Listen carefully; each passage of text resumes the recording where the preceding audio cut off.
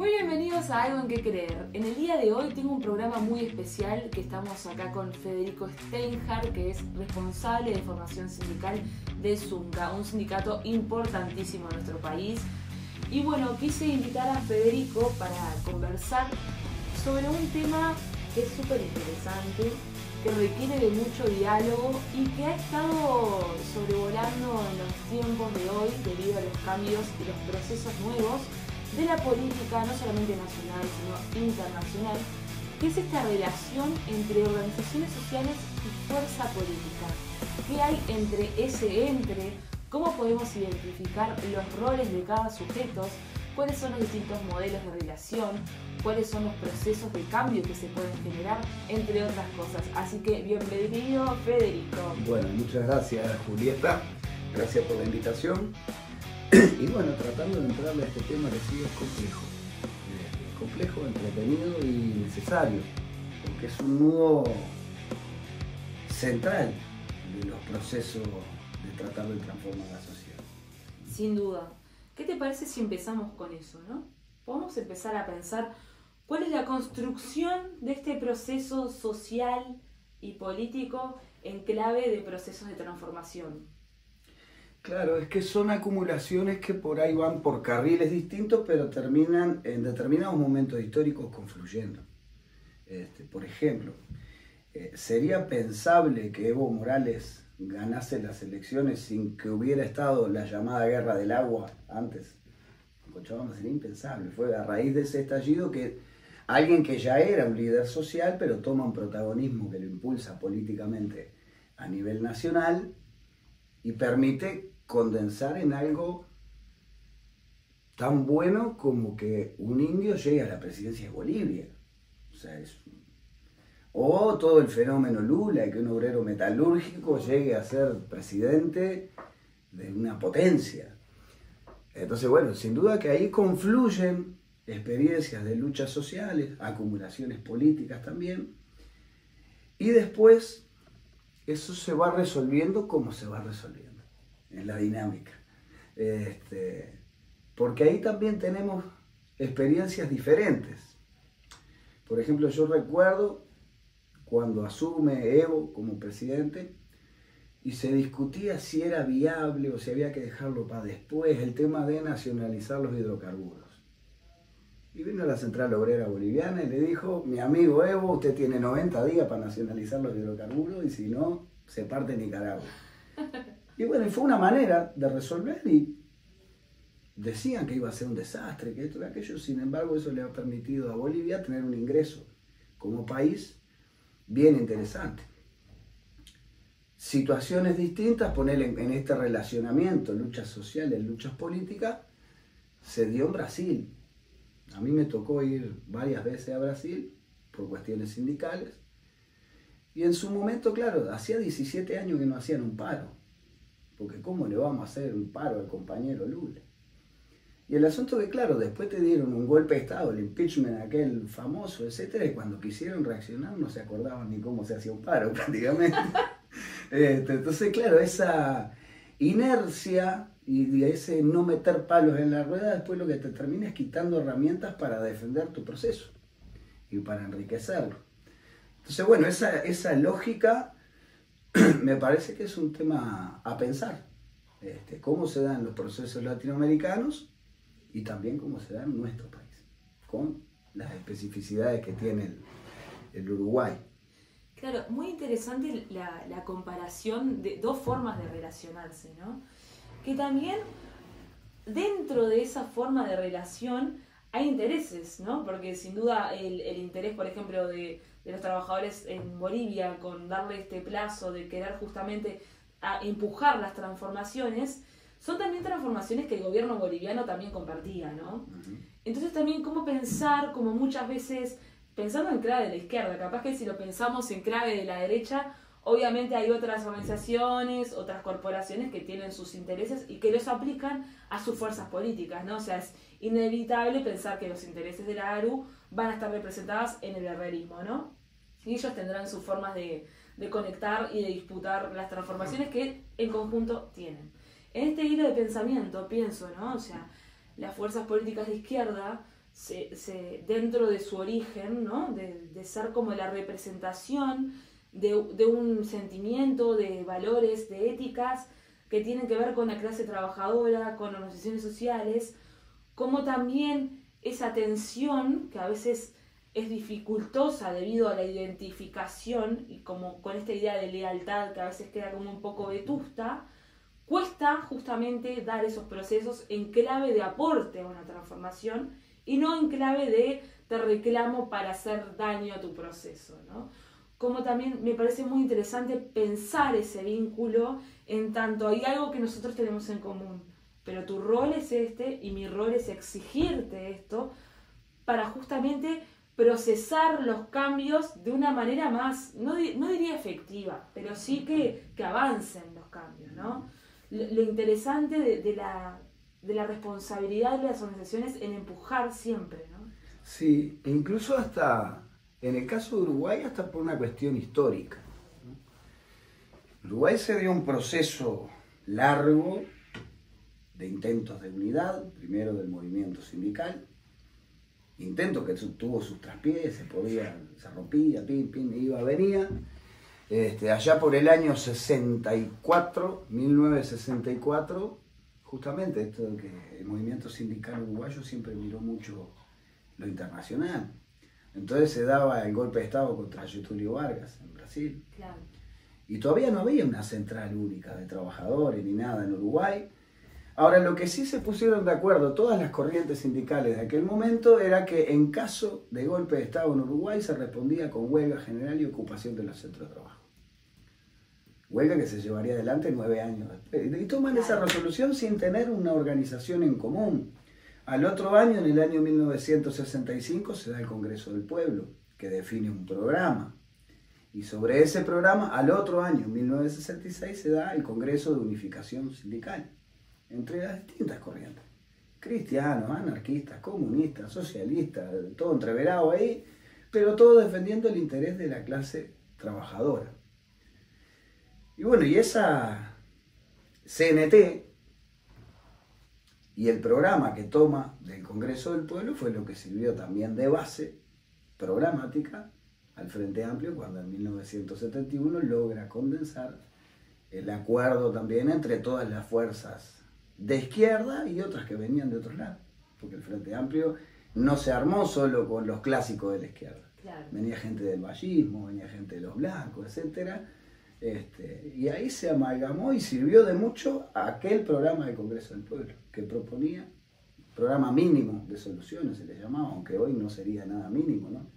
No pagar la deuda externa, nacionalizar la banca, reforma agraria, o sea, hoy sería de maximísimo, pero bueno, en aquel momento era el programa mínimo en el que se habían puesto de acuerdo primero los trabajadores y después eso condensó en un proceso político más ancho. Qué curioso, ¿no? Las exigencias de los tiempos históricos, cómo van cambiando en los procesos. Mientras te escuchaba pensaba también en esto de la unidad, qué feo suena decir en esto de la unidad, pero que la unidad también me parece que es otro factor a tener en cuenta en esta relación entre las organizaciones sociales y las fuerzas políticas, y preguntaba también cómo las luchas también encausan la unidad y cómo también encausan procesos. Claro, y además también yo creo que pone arriba de la mesa algo importante, es la unidad para qué. Exacto. O sea, por estar juntos tampoco es muy gracioso. Será que yo soy un bicho medio solitario. Pero cuando te unís, hay un objetivo, o sea, un objetivo de transformación social, que algunos querrán llevarlo más lejos, otros no tanto, algunos pensarán que es más despacio, otros más rápido, pero sí un objetivo de transformar la sociedad en un sistema más justo, de una manera más justa. Y eso después tiene sus tensiones. Y tiene que tenerlo naturalmente. E incluso los avances, hasta que los que parecen ser más en paz, después terminan generando. Yo me anoté acá algunos ejemplos de hacer balance crítico de ese periodo durante 15 años, entre esa relación compleja, movimiento social, fuerzas políticas, Es cierto que con la llegada del Frente Amplio al gobierno, por ejemplo, se instalan los consejos salarios, se vuelven a instalar. Hubo lío en esos consejos salarios, para tirar con la onda, un montón. Claro. Pero bienvenidos los líos y los conflictos, para poder avanzar. Se reconoció por primera vez, después de 100 años de que existía la ley de 8 horas en Uruguay, las 8 horas del trabajo rural. Recién 100 años después, eso fue un avance. Todos los avances en la agenda de derechos, que le llamamos eso, pero fue todo también, no fue de la mano y a la risa, o sea, fue con luchas de los movimientos sociales que empujaron, que pusieron esos temas y que si no, probablemente no hubiera estado en el tapete de la discusión. Otras cosas en las que logramos avanzar teniendo conflicto con la fuerza política. Por ejemplo, cuando se vota la despenalización del aborto y el doctor Tabaré Vázquez lo veta, y ahí hubo todo un reverdecer de la lucha otra vez, y recién al otro periodo, después de unos años, se logra que se vote. En el caso particular, a mí que soy trabajador de la construcción, la ley de responsabilidad penal empresarial, eso no estaba en el programa de nadie. Eso fue un debate que dimos en un congreso del Zunca, nos pusimos ese objetivo, dijimos vamos a hablar con la gente, vamos a juntar firmas, vamos a empujar, y se terminó votando como ley. Que además no querían algunos, vamos a ser reales. Si mal no recuerdo, fue en año electoral también. Sí. Que también tenía sus costos políticos arriesgarse de esa manera, ¿no? Sí, tenía esa dificultad, pero bueno, nosotros entendíamos que era un conflicto que valía la pena tenerlo. Y en su momento decían que era inconstitucional, que iba a ser un desfile de empresarios presos, que esto, que aquello. Todo cosas que no pasaron. Exacto. Y qué buen ejemplo de todos estos que estás dando, ¿no? Que son justamente avances que no salieron de un escritorio, sino que nacieron justamente de la necesidad del pueblo, ¿no? Básicamente, y cómo las organizaciones sociales, sindicales y etcétera, son también canales y tienen que tener esa capilaridad y son como una especie de medium y un nexo también entre esa relación entre pueblo y fuerzas políticas y canalizar también las necesidades en una reivindicación concreta y política, ¿no? Claro, y sobre todo yo quiero insistir en esto de que es conflictivo. Y tiene que serlo. Yo me acuerdo, el amigo Nino Boa votó a favor de la ley de responsabilidad penal empresarial y argumentó en contra. Pero yo entiendo, el hombre es estanciero. Claro. O sea, él está bien, está siguiendo su olfato de clase, digamos. Pero bueno, desde los trabajadores logramos generar una suerte de hegemonía, por lo menos sobre ese punto, donde no tenía escapatoria y no tenía otra que pegarle para adelante y votarla. O en pila de cosas que el movimiento social logró jugar. A ver, si no fuera por el movimiento sindical, en el año 2006, 2007, no me acuerdo exacto la fecha, hubiéramos firmado un TLC con Estados Unidos. Se frenó con la movilización popular que dijo, ¿para qué te estás pasando ahí? Entonces es eso, o sea, lo importante es que más allá que tengamos una relación y que por supuesto que fueron gobiernos que escucharon mucho más a las organizaciones sociales, en fin, pero también hay temas que cuando hay que tener un conflicto, se tiene y no puede haber ni duda ni enojos de ninguna de las partes. Una cosa que también me interesa del conflicto es este concepto bien spinociano de la república como el corazón de los conflictos, ¿no?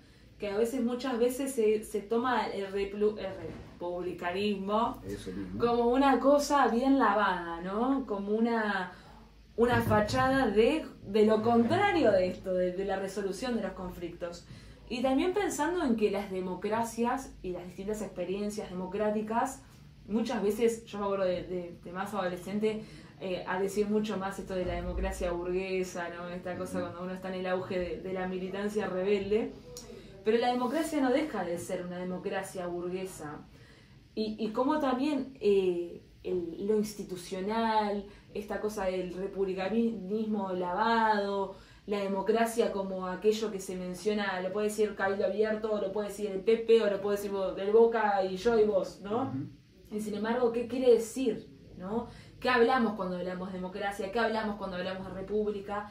Y cómo creo que también una de las cosas de las experiencias de los progresismos en los 15 años, que han dado como la experiencia de gobierno a muchas fuerzas que antes no las tenían y que ahora las tuvieron, cómo también es necesario siempre repensar la creatividad política en tanto utilizamos los mecanismos de instituciones, cuando estamos ejerciendo la administración de un gobierno estatal, cómo también las organizaciones sociales tienden justamente a romper ese esquema, ¿no? O sea, yo creo que una fuerza política de izquierda tiene que estar todo el tiempo desafiándose en incluir el conflicto como algo válido para construir política. ¿Me explico lo que quiero decir?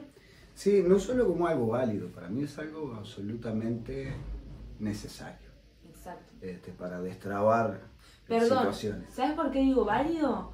Porque hay una tendencia a creer que ahora la política válida es aquella que nuclea los intereses de absolutamente todas las ideologías, básicamente.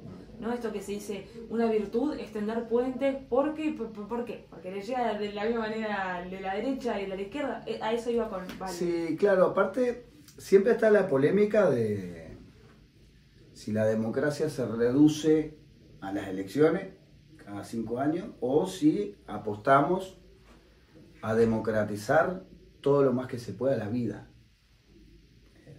Democratizar, yo qué sé, las relaciones laborales. Porque, yo puedo votar todos los días, ahora si pasa, como a mí me pasó en el año 2003, que me echen por recibir un volante del sindicato, que me quedo sin trabajo por agarrar un volante, ni siquiera por afiliarme. Bueno, precioso, pero qué democracia es esa. O sea, entonces hay muchas vetas de la democracia. Ahora hay un escándalo bárbaro porque como los trabajadores quieren discutir acerca de la plata de la AFA que es nuestra. Hay un escándalo, si eso es un tema para los economistas y los banqueros, ¿y por qué no? ¿Por qué no puedo discutir sobre un tema que me atañe, además, directamente? Pero y esto más allá, ¿por qué los trabajadores no pueden discutir acerca de la gestión de determinados bienes públicos? Por ejemplo, los trabajadores de Antel no pueden opinar sobre las políticas de fibra óptica, interconexiones, etc. Y para mí deberían ser consultados. No te digo que sean directamente los gerentes, pero por lo menos ser materia de consulta. Los trabajadores de la UTE, que saben mejor que nadie dónde están más rotos los cables, qué obras más necesarias, no deberían tener un espacio. En mi concepción de la democracia, debieran ser consultados. Claro, hay otra gente que dice, no, la democracia y la política es para mí, que soy político, usted agache la cabeza, cierre la boca y trabaje bastante. Y tal, y ahí es el límite. Bueno, nosotros creemos en otra lógica de la democracia. Pero bueno, y para eso, para poder avanzar en esa otra lógica de la democracia, por supuesto que hacen falta transformaciones legales, institucionales, cambiar la normativa, etcétera, eso sin duda que es importante, pero también hay que tener el nivel organizativo que te permita avanzar. Porque tenemos experiencias de avances institucionales interesantísimos, pero que después no logramos concretar, como por ejemplo cuando se hizo la reforma constitucional con el tema del agua y la creación del control de las cuencas hídricas de parte de los pobladores que viven ahí, pero lo cierto es que no hay ninguna comisión que haya funcionado efectivamente sobre ese control, o lo que se estableció en la reforma de la salud con la participación de los usuarios, que está buenísimo el asunto, que casi que no hay comisión de usuarios que funcione. Entonces bueno, ahí tenemos un desafío los militantes. Algunos somos militantes sociales y políticos al mismo tiempo, pero sin duda que precisamos no solo un parlamento que legisle bien, unos gerentes que gestionen de manera prolija, y todo eso, pero también fuerzas sociales que empujen, que pongan temas en discusión y que obliguen también a cuestionar todo lo que hay que cuestionar, porque así habrá asuntos para conversar en el Uruguay. Sin duda.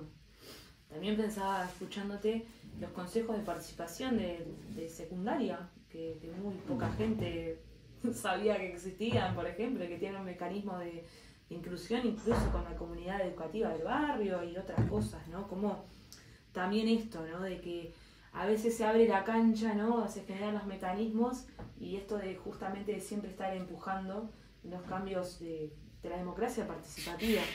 Que yo recuerdo que Seregni también, llevado igual más al diseño del organismo de la fuerza política de izquierda del Frente Amplio, se replanteaba mucho siempre, ¿no? El tema de la participación directa y la participación delegativa, ¿no? O sea, en tanto la militancia también, ¿qué tanto la participación directa de la gente tiene cabida en ciertos espacios políticos?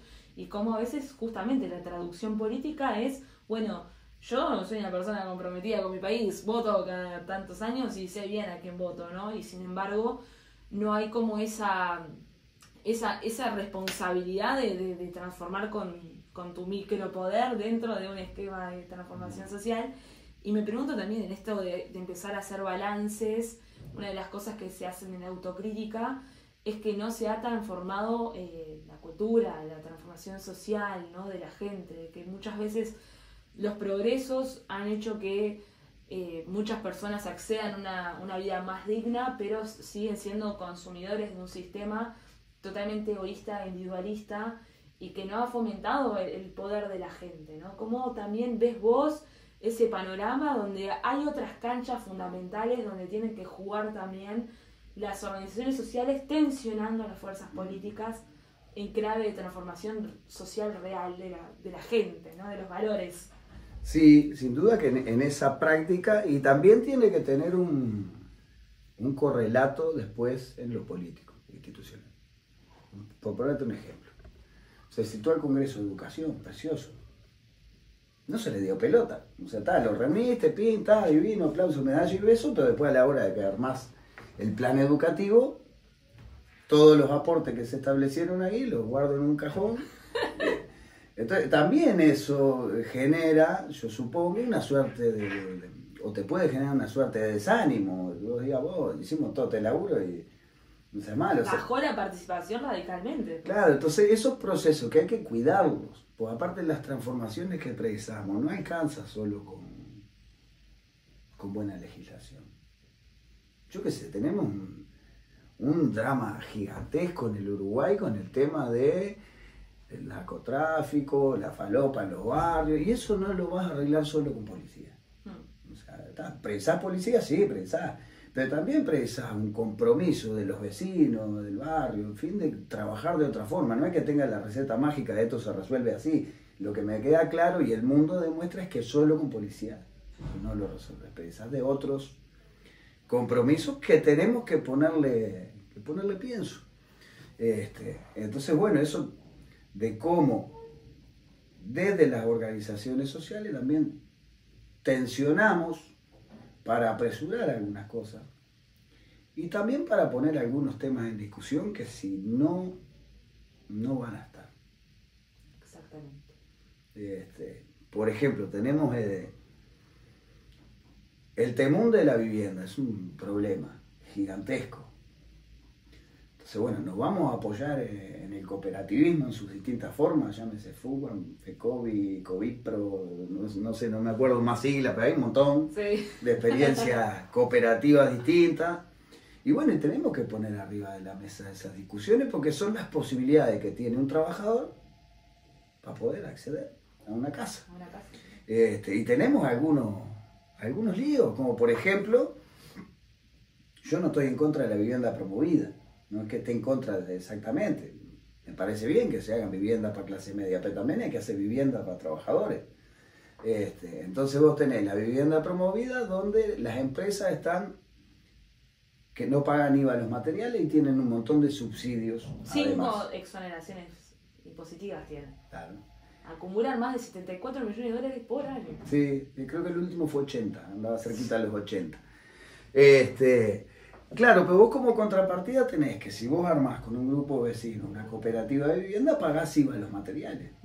Bueno, no debiéramos revisar eso, que si le exoneramos el IVA a los materiales a viviendas en Posito, que insisto, no está mal que se hagan, pero en otros sistemas, que es justamente para el trabajador que está más embromado, debiera poderse. Y algunos otros planes más, porque es así, hay gente que no accede ni siquiera al cooperativismo. Tenemos 550.000 personas en Uruguay que trabajan por menos de 25.000 pesos. Esa persona no llega ni a pagar la cuota de la cooperativa. Si labura por menos de 25.000 pesos, ya está, olvídalo, no va a acceder a eso. Entonces, tenés que armar planes también para esos sectores. Entonces, bueno, ahí tenemos un tema al que hay que ponerle pienso, y vuelvo a lo del principio, donde no queda otra que confrontar. Porque ¿de dónde vas a sacar la plata para esa política de vivienda? ¿Que va a llover? No va a llover plata. Eso hay que sacarle a alguien, y eso es una decisión política. Y bueno, ahí yo creo que los trabajadores también tenemos que focalizar, estudiar, ayudar a discutir y hacer síntesis política también de por qué no queda otra que ejercer esa confrontación. El 1% más rico del Uruguay, que son 25.000 personas, tiene el 93% de la riqueza empresarial. Acalambrante. Exacto. Y bueno, y a ese 1% no le podés pegar un tajito. Se le exonera por año, si no recuerdo mal, son 800 u 800 y poquito de impuesto al patrimonio. Y bueno, no podríamos revisar, no te digo de repente sacarle los 800 de eso, pero la mitad, y hacer tremendo plan de vivienda con 400 palos verdes por año. Exacto. O sea, entonces es tan difícil decir, vos mirá, vos estás recontra cómodo, te voy a tocar un poquito para atender esta problemática que es fundamental. Porque además tiene que ir de la mano, no queda otra. Porque yo me acuerdo de una experiencia, me pasó hace unos años, de ir en una brigada solidaria a trabajar, ayudar a hacer una casa, arreglarla un poco. Y claro, una casa de una mujer con 3 niños, que no había silla ni mesa. Claro, los gurises iban a la escuela, pero si no tiene una mesa donde hacer los deberes, entonces, ¿qué le vas a pedir después del botija? Que sea ingeniero, o sea, claro, está complicado, ni que tal vez que comían medio salteado y un montón de problemáticas más, ¿no? Pero ya es de lo básico, de que un niño no tenga donde apoyar un cuaderno, está complejo. Entonces el tema vivienda, o sea, es la vivienda en sí, pero también lleva a todo otro montón de posibilidades o no de desarrollo de un montón de gente. Estos últimos días se ha discutido bastante el tema de la pobreza infantil, etcétera, y de ahí tenemos un dramón. Es un semejante problema. Y no sé, a mí me parece que no es nada extravagante pretender que en un país que produce alimentos para más de 30 millones de personas, y vivimos 3 Chirola, que ningún guri se acueste sin comer, no es una pretensión demasiado de máxima, digamos, un escenario que debiera ser de mínima. Claro, no puede ser una utopía. Claro. Pero bueno, a veces te quieren dejar como en ese lugar. Ah, no, pero vos sos... Mirá, lo que estás planteando es un disparate, va a explotar la economía. Pero le explota la panza de hambre al gurí, o sea, eso es lo que nos tiene que interpelar. O sea, pero lamentablemente logran imponer su ideología, naturalizar esas cosas, y que lejos de enojarnos con quien nos tenemos que enojar, nos vemos al revés, como que quisiéramos ser como ellos, ¿no? Es el CRA del pueblo. Exacto. Y también, mira, yo me quedé pensando en las cosas que vos venías y haciendo como un hilo conductor con lo que planteabas. Arrancamos con lo del narcotráfico, ¿no? Y de que no hay forma de poder solucionarlo solo con policías. Como también me parece que el problema del narcotráfico también a veces se quiere delimitar como un tema de mercado también, ¿no? Como si vos facilitando los procesos de lavado de activos, mejorando esa parte, estatizando la cocaína, entre otras medidas que atacarían al problema en términos económicos y de mercado. Cómo el Estado se apropiaría de ese negocio en pos de detener esta criminalidad atroz. Quiero poner otro ejemplo del mercado. La vivienda entendida como un servicio de un mercado también, que es como la respuesta habitacional más grande que tenemos en nuestro país, el mercado inmobiliario, ¿no? Entonces, quiero poner estos dos ejemplos de lógicas de mercado para pensar también cómo tenemos que incluir siempre la valorización social del problema. Porque el problema del narcotráfico no es solamente el mercado, ni solamente la criminalidad. También hay un componente social muy grande.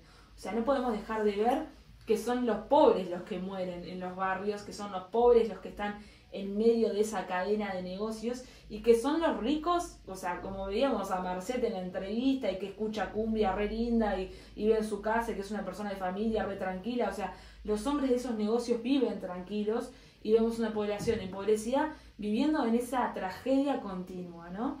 Como también no podemos dejar de ver que la vivienda como un derecho también es parte de una construcción de una comunidad. O sea, a mí me gusta pensar como plantean algunas personas de que la vivienda es el primer derecho, ¿no? O sea, es la puerta de partida para abrir los derechos de la persona. Esto que planteabas, ¿no? O sea, una casa donde no hay sillas, no hay mesa, pero de repente el chiquilín va a la escuela. Bueno, pero partiendo desde la casa, partiendo desde ese hogar que no tiene mesas y sillas, pensamos todos los componentes de la salud, de la educación, del transporte, el acceso a los bienes públicos, etc. Entonces, ¿con qué voy con esto? ¿Cómo será importante justamente pensar en las transformaciones sociales para combatir un modelo de mercado y de un capital que pretende instalarnos eso como formas de convivencia?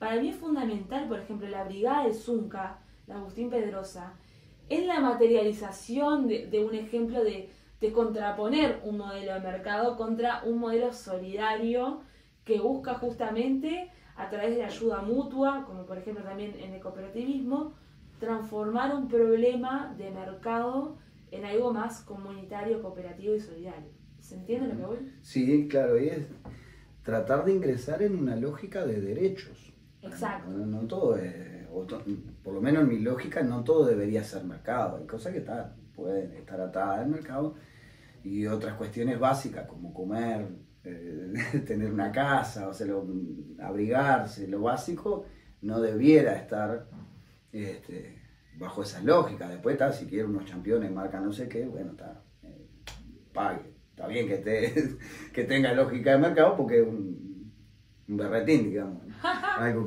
que uno quiere porque sí.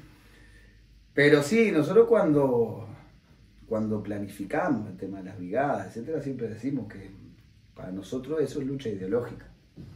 La ideología es práctica. En vuelta, o sea, más allá que uno pueda aterrizar después, pero después termina aterrizando una práctica. Y que algún compañero le saque un sábado a sus cosas, solo para ir a dar una mano. De hecho, uno cuando va, uno mismo, cuando va te sentís distinto, es diferente. Lindo saber que podés echar una mano. Entonces esa batalla es importante, para nosotros fue un golazo también, ya hace como casi 10 años o más, que logramos meter un fuero especial para la brigada. Una vez cada 4 meses las empresas le tienen que pagar el jornal al delegado para que vaya a la brigada. Y por supuesto que no querían las empresas. Y también fue un debate hasta con nuestros compañeros, porque eso en definitiva es plata. Entonces no faltaba el compañero que te decía, te dejaste joder con el jornal ese solidario y metan un porcentaje más de aumento, un pesito más. Y ahí hay que discutir con los compañeros, no, mirá, ¿sabes qué? Preferimos de repente resignar un pedacito del aumento, pero ganar esto, que nos permite avanzar. Entonces, bueno, ahora justo a propósito, este sábado 11 de mayo se cumple aniversario del Zunca.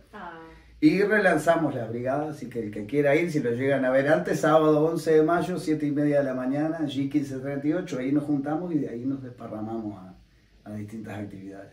Qué genial. Federico, contame un poco cómo ves el panorama en el día de hoy, cómo podemos pensar este momento que estamos todos en plena campaña, donde el movimiento sindical tiene su propia campaña por el plebiscito de la seguridad social, que también están en la construcción del programa del Frente Amplio, bueno, como todos los partidos, estuvo el Congreso del Pueblo. ¿Cómo ves este contexto de construcción programática, pero ya en una etapa donde se está poniendo en juego, ¿no? Se está disputando estos programas? Sí, sí, es una etapa preciosa. A mí por lo menos me gusta el debate programático. Entre otras cosas me tocó ser parte de la comisión de programa Alfa. Entonces siempre es lindo.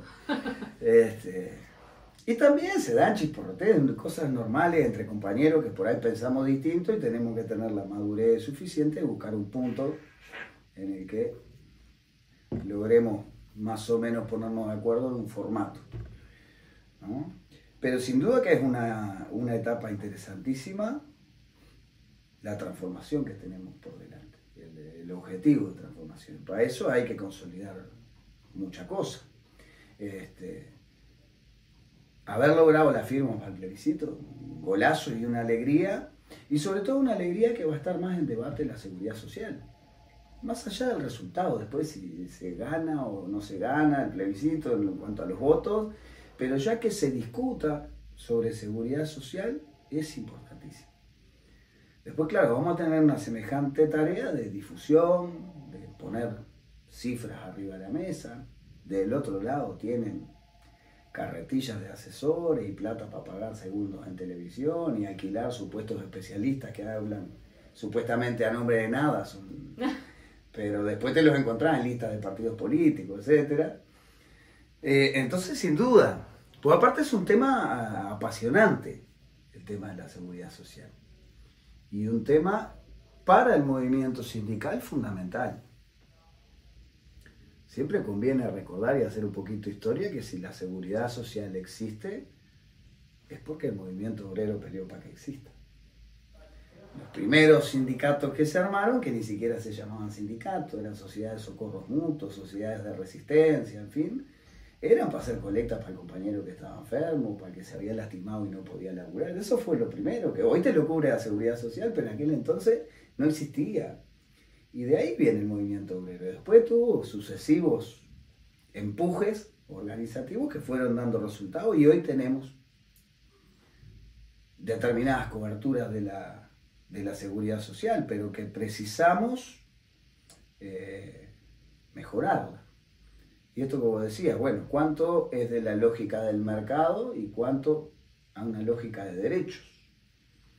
Entonces, bueno, en definitiva, hasta ahí la discusión. Bueno, entendemos que las prestaciones de seguridad social tienen que tener una lógica exclusivamente mercantil. Bueno, algunos no. Yo qué sé, a mí me parece que tratar de llevar la jubilación mínima a 22.000 pesos no es ninguna locura. Me parece un escenario de mínima. Sin duda que ese jubilado, esa jubilada con 22.000 pesos no va a hacer mucha cosa. Entonces, bueno, queremos dar esa discusión. Es fácil decir desde el Parlamento, sentado con aire acondicionado, no, sí, laburaste a los 65 años. Tenés 62 años y te quedaste sin trabajo. No, usted es joven, salga a tirar currículum. Sí, yo salgo, pero no me toma nadie. O sea, como salir a buscar, salgo, pero... Claro. Entonces, bueno, toda esa cuestión hay que ponerlo en discusión. Yo quiero que me expliquen cuál es el beneficio de la existencia de las AFAP. Que los ahorros de los trabajadores los manejen bancos, me cobren en promedio un 19%, que es lo que cobran por comisiones las AFAP, se quedan con un 20% de lo que yo aporté. Y después el modo de cálculo que hacen el día que yo me voy a jubilar es catastrófico. O sea, de hecho hay un informe más o menos reciente de la gente que se jubiló en los últimos 3 años. 2/3 de los que se jubilaron en los últimos 3 años, la prestación que perciben por AFAP es inferior a 2.000 pesos mensuales. Si eso es un régimen exitoso de seguridad social, no juego más. O sea, si yo laburé toda la vida y el día que me voy a jubilar me largás con 2.000 pesos, o menos, no sé, te tenés que agarrar a pillazo, no tiene la culpa el que te atendió, pero que te deben dar ganas de matarlo, debe ser. O sea, y para esto es importante la barra de la audiencia, que no hace falta que me crean a mí, pregúntenle a cualquiera que se haya jubilado hace poco, cualquier vecino, todos tenemos algún conocido, cuánto cobra por BPS y cuánto cobra por AFAP. Y ya está. Y después que la cuenten como quieran los economistas, pero el resultado es clarito, la gente cobra por AFAP mucho menos que por BPS, siendo que los aportes van mitad y mitad. Y BPS con la mitad que le toca paga jubilaciones, pensiones a la vejez, pensiones por discapacidad, subsidio por desempleo, seguro de enfermedad, etc. Y la AFAP con la mitad que le toca, ¿qué paga?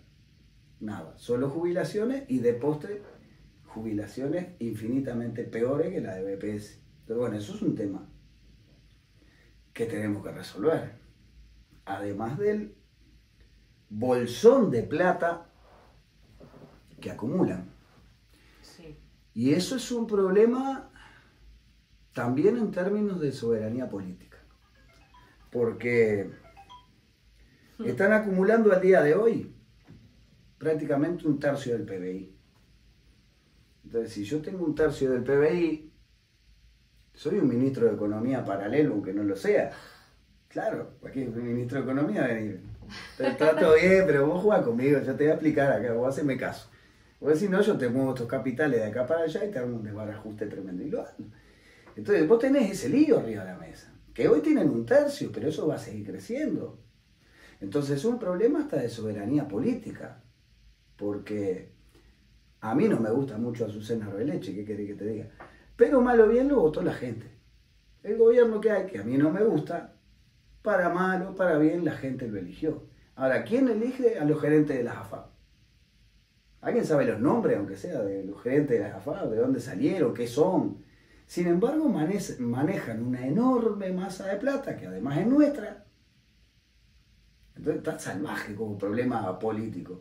Porque, insisto, esto votes a quien vote. Yo supongo que, no sé, el que vota al Partido Colorado es para que gobierne el Partido Colorado, no para que le gobierne otro de costado. Entonces esto sin duda que genera un problema por la enorme masa de plata que van acumulando y que si siguen van a seguir acumulando. Entonces es un problema también de soberanía política. Y de distribución de la riqueza, sin duda. Sí, bueno, ni entremos en la enorme masa de plata que se están apropiando, ¿no?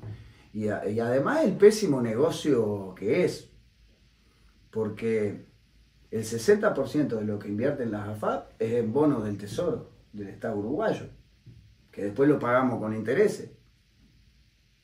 ¿Que quién lo paga esos intereses? Nosotros a través de los impuestos. Entonces nos prestamos plata a nosotros mismos para cobrarnos intereses. Con la tuya, ¿eh? Es una locura. No la ven, diría Milei, ¿no? No lo sigo mucho a Milei porque me entristece, me deprime, ¿verdad? Federico, creo que ya estamos llegando a la hora. Bien. Así que la verdad que me gustó mucho conversar contigo. Es curioso porque con Federico nos vemos una vez al año en el acto de la 20 y bueno, siempre es interesante cuando me encuentro contigo y como a veces también, nada, me gusta pila esto de pensar en que las luchas generan esta cosa de encuentros que son como de encuentros que van más allá de las personas, ¿no? O sea, encuentros entre valores y cosas que tienen ganas de conversar y por eso a mí me gusta mucho desarrollar este programa de conversaciones con militantes, con personas que están pensando en la sociedad, en otra perspectiva que no sea la de mercado y tan individual. Y me parece que es un tiempo de mucha conversa, así que ha sido un placer tomarme unos mates contigo. Esto ha sido Algo en que Creer, estás bienvenido. Tú, el Zunca, felicitaciones por las 70.000 firmas y bueno, no sé si tú querés decir algo. Bueno, muchísimas gracias por la invitación y sí, siempre es lindo este diálogo entre sueños de transformación, que es lo que a uno lo ayuda a levantarse todos los días, así que bueno, nada. Y a esos sueños después tratando de ir poniéndole pienso y siempre es lindo compartir con la compañera que anda tratando de pensar cómo ponemos prueba a una sociedad un poco mejor. Así que bueno, gracias. Gracias a ti. Nos vemos el miércoles que viene. Esto fue Algo en que Creer. Soy Julieta Zidane, así que nada, tendría que haber dicho eso antes de decir el final y así que este es el final, ¿no? Beso grande, adiós.